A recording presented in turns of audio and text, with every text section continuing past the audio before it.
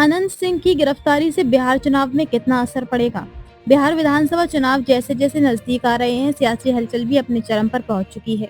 मुख्यमंत्री नीतीश कुमार एक बार फिर सत्ता में वापसी का सपना देख रहे हैं, लेकिन इस बार उनकी राह उतनी आसान नहीं दिख रही। दूसरी ओर तेजस्वी यादव पूरी मजबूती के साथ मैदान में उतर चुके हैं और वे खुलकर पलटू राम सरकार को चुनौती दे रहे हैं। वहीं अंदर खाने की खबर ये भी है कि बीजेपी चुनाव के बाद नीतीश कुमार के बजाय अपना मुख्यमंत्री चेहरा सामने लाने की रणनीति बना रही है।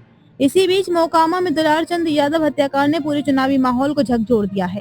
इस घटना ने न केवल सियासी समीकरणों को बदला है, बल्कि जातीय तनाव को भी गहराई तक बढ़ा दिया है। दरअसल दुलारचंद यादव की हत्या के आरोप में पूर्व विधायक और बाहुबली नेता अनंत सिंह का नाम सामने आया है।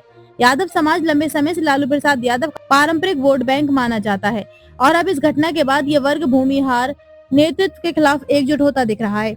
शनिवार रविवार की रात को अनंत सिंह की गिरफ्तारी ने पूरे बिहार की राजनीति में हलचल मचा दी है।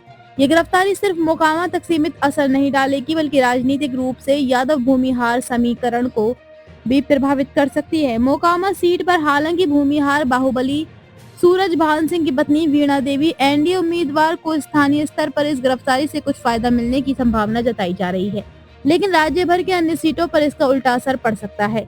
इस बार के चुनाव में महागठबंधन ने भूमिहार वोट बैंक पर खास ध्यान दिया है। राजद ने 6, कांग्रेस ने 7 और वाम दलों ने 2 भूमिहार प्रत्याशी मैदान में उतारे हैं।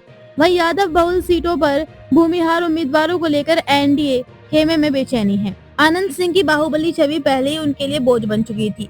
अब गिरफ्तारी ने एनडीए के कई प्रत्याशियों के मनोबल पर असर डाल दिया है।